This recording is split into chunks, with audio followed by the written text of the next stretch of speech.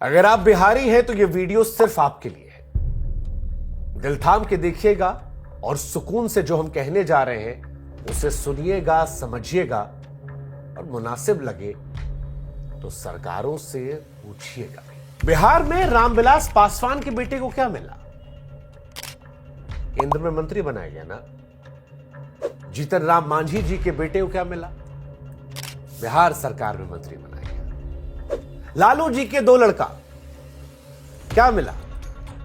बड़ा वाला deputy CM और दूसरा वाला वन मंत्री बन चुका। चले नीतीश कुमार जी को क्या मिला? अरे बहुमत किसी का भी रहा हो, मुख्यमंत्री नीतीश कुमार रहे। सम्राट चौधरी विजय सिन्हा को क्या मिला? ये दोनों भी डिप्टी सीएम बन गए। लेकिन बिहार वालों, आज हमारा सवाल आपसे है कि तुम्हारे बच्चों को क्या मिला? लाठियां? छात्रों पर लाठियां बरस गई हैं। लाठियां? सिर्फ लाठियां? ये कैसा लोकतंत्र है बिहार का जो लाठियों पर लिखा जा रहा है? जेपी की भूमि पर यह कैसा लोकतंत्र है जिसने बिहार के बच्चों की पीठ को पायदान बना दिया है? यह कैसा लोकतंत्र है जहां तुम्हारे बच्चों के सपनों को सांप समझकर पीटा जा रहा है? यह कैसा लोकतंत्र है जहां नौकरी मांगने पर मार मिलती है? यह कैसा लोकतंत्र है जहां पर एक पढ़ा लिखा आदमी सड़क पर जब अपने हक की मांग को लेकर उतरता है तो उसकी पीठ पर लाठी मार मार के धारियां बना दी जाती है? बिहार वालों, सवाल हमारा आपसे है कि यह कैसा लोकतंत्र है जहां हाड़ कपाने वाली सर्दी में तुम्हारे बच्चों पर पानी की बौछार कर दी जाती है? यह कैसा लोकतंत्र है बिहार वालों जहां पर एक सरकारी नौकर आता है और कैमरे के सामने तुम्हारे बच्चे के गाल पर जोर से तमाचा जड़ता है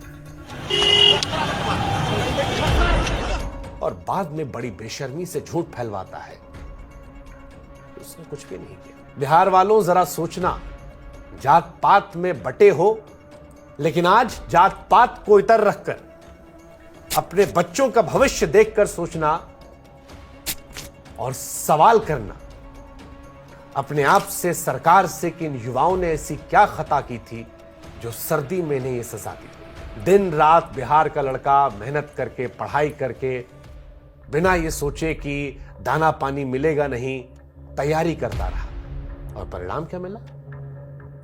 ये लाठी, ये पानी की बौछार, ये बदसलूकी, ये बेइज्जती। पुलिस वाले आए, बदन पर लाठियां बरसाई, सीने से सांसें उखाड़ लेने की हद तक पीटा।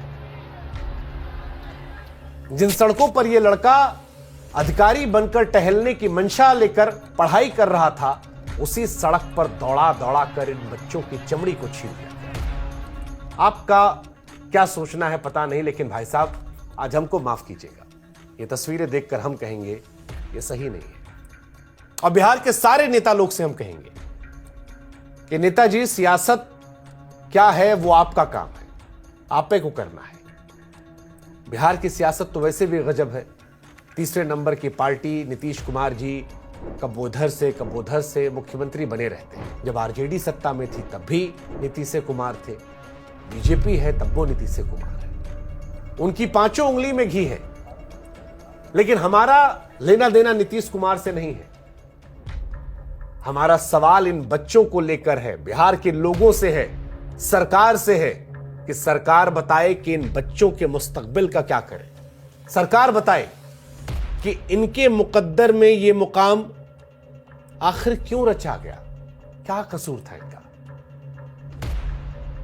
खैर, जो लोग नहीं जानते हैं कि बिहार में क्या हुआ था, हम बताते हैं। बिहार में इस साल विधानसभा का चुनाव है।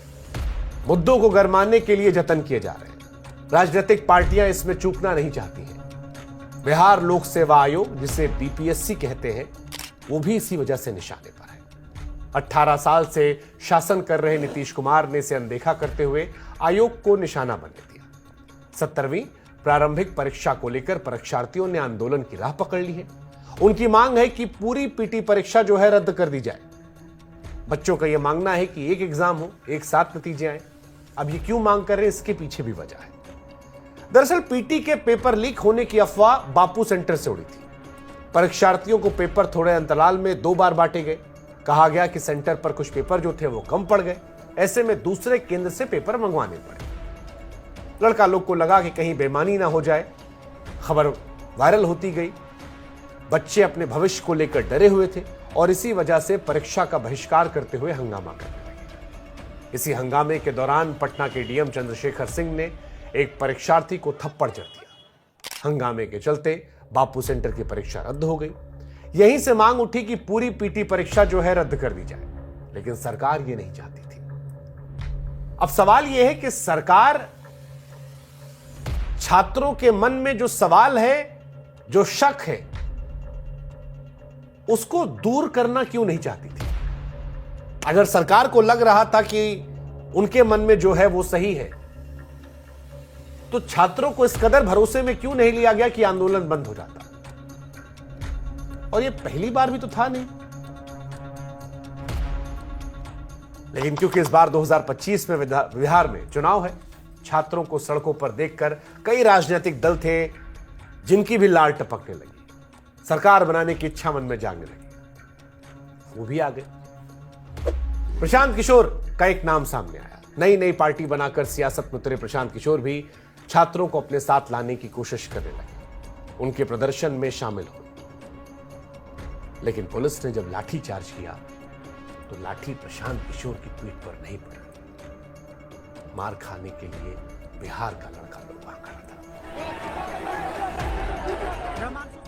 पानी की बौछार प्रशांत किशोर पर नहीं पड़ी। पीठ को पायदान प्रशांत किशोर के नहीं बनाया गया। नीतीश कुमार जी का लड़का, लालू जी का लड़का, पासवान जी का लड़का, मांझी जी का लड़का, प्रशांत किशोर या जितना नेता बिहार का है XYZ, किसी के पीठ पर पुलिस ने लाठी मार मार कर धारी नहीं बनाया। धारी बिहार के लड़का की पीठ पर बनी। और बच्चों जिनकी पीठ पर लाठी की धार बनाई गई, वो पुलिसिया कार्रवाई ये बताती है कि सरकार में बैठे लोगों का पुलिस तंत्र पर नियंत्रण नहीं है। क्योंकि स्थिति ऐसी नहीं थी कि लाठी चलाने की नौबत आती। ये समझने में देर नहीं लगनी चाहिए कि ऐसा करवाया गया। ऐसे लोग तंत्र पर हावी हैं जो इस मुद्दे को तूल देना चाहते थे। सरकार चाहती तो शुरुआत में ही समाधान का इरादा जताकर आंदोलन को भड़कने से रोक सकती थी। जब समस्या सिर पर चढ़ी तब परीक्षार्थियों के प्रतिनिधियों की बात भी हुई थी। उप मुख्यमंत्री सम्राट चौधरी ने मुख्यमंत्री से बातचीत के बाद बयान दिया कि सरकार जल्द ही समाधान निकालेगी। कहा कि ये मुद्दा बनाओ अभियान का हिस्सा है। एनडीए सरकार आयोग की स्वायत्तता में दखल नहीं देगी, जैसा पिछली सरकारें करती आई हैं। राजनीतिक बयानबाजियों का दौर चला, लेकिन सरकार को भी अपने गिरेबान में कम से कम एक बार तो झांकना चाहिए, और आयोग को भी, क्योंकि बीपीएससी में ये कोई पहला विवाद नहीं है, बल्कि विवादों से बीपीएससी का गहरा नाता रहा है। उदाहरण के तौर पर साल 2023 में प्रारंभिक परीक्षा के पेपर लीक होने का मामला सामने आया था। 56वीं 59वीं परीक्षा में भी गड़बड़ झाले की खबर आई थी। तब घूस लेकर डीएसपी बनने का केस खुला था और मुकदमा भी दर्ज किया गया था। बीजेपी के विधान पार्षद रहे आयोग के सदस्य रामकिशोर सिंह 30 लाख रुपए लेकर नौकरी देने के मामले में घिरे थे। 2017 में लेक्चरर की बहाली में खूब अनियमितता हुई थी। ऐसे अभ्यर्थी भी चुने गए थे जिनके पास निर्धारित पात्रता नहीं थी। यहां तक कि इंटरव्यू नहीं देने वाले भी यहां सेलेक्ट हो गए थे। लिस्ट यही नहीं थमती है, बीपीएससी के साथ जुड़े विवादों की लिस्ट आगे भी है। 2003 हो या 2005, गलत चयन, घोटाले, अनियमितता के मामले लगातार सामने आते रहे। आयोग की पूर्व अध्यक्ष रजिया तबस्सुम सहित 13 अधिकारियों पर आरोप भी तय हुए थे। एक अध्यक्ष राम सिंह को विवादों के चलते पद से हटाया गया था। ऐसा भी हुआ था कि उत्तर पुस्तिकाओं से छेड़छाड़, कंप्यूटर से दस्तावेज मिटाने, पैसों के लेन देन के प्रमाण मिले। साल 1996 में तो इंजीनियरिंग कॉलेजों में एडमिशन का बड़ा घोटाला हुआ था। तब जांच की आंच तत्कालीन विज्ञान मंत्री बृज बिहारी प्रसाद तक पहुंची थी और उस घोटाले में तत्कालीन अध्यक्ष लक्ष्मी रंगत को जेल की हवा भी खानी पड़ी थी। कई विवाद ऐसे हैं जो खुद इन्हीं मुख्यमंत्री नीतीश कुमार जी के कार्यकाल में हुए थे। आसान शब्दों में कहें तो बीपीएससी सरकारी संरक्षण में नौकरी बेचने वाले गिरोह तंत्र के माफिक काम करने के लिए कुख्यात रहा है।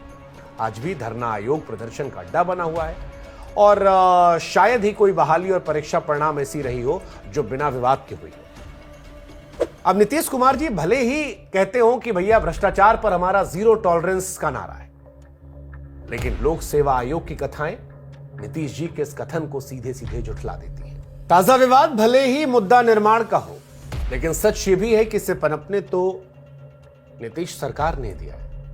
और इस सियासी रस्साकसी में अगर नुकसान किसी का हुआ है तो वो सिर्फ बिहार के छात्रों का। करियर किसी का मुश्किल में पड़ा है तो सिर्फ बिहार के छात्रों का। भविष्य किसी का दांव पर लगा है तो बिहार के छात्रों का। पीठ पर मार किसी के लगी है तो बिहार के छात्रों की। और जूता खुल गया है, देखिए। इसीलिए आज ये सवाल हम पूछ रहे हैं उन लोगों से जो जिम्मेदार हैं। सवाल हम पूछ रहे हैं अब की बार नीतीश कुमार का नारा देने वाले बिहार के मुख्यमंत्री नीतीश कुमार जी से कि नीतीश कुमार जी, इन छात्रों के मन की जो पीड़ा है, इन छात्रों के मन में जो सवाल है कि आखिर कब मिलेगा इंसाफ सरकार, बता दो जरा नीतीश कुमार। पूछ रहे हैं कि कम से कम एक बार इनसे मिल तो लो सरकार। कब मिलोगे ये बता दो नीतीश कुमार, क्योंकि ये लड़के हैं इंसाफ के हकदार। जरा बता दो इनको इंसाफ कब मिलेगा सरकार। और हां, याद रखिएगा कि सरकारें तो आती जाती रहती हैं। सरकारों को बनाने बिगाड़ने का सारा जिम्मा जो होता है वो नौजवानों पर ही होता है। यूं ही किसी सयाने ने नहीं कह दिया था कि जिस ओर जवानी चलती है उस ओर जमाना चलता है। कहीं ऐसा ना हो कि इस दौर का नौजवान मौजूदा सरकार का जमाना बदल दे। बिहार की जनता, नीतीश कुमार जी, सरकार, सिस्टम से जुड़े लोग, ये कुछ सवाल हैं जो हम पूछ रहे हैं। अच्छा लगेगा तो इस वीडियो को आगे बढ़ाकर इन लोगों से अपने सवाल पूछ लीजिएगा। जय हिंद, जय भारत।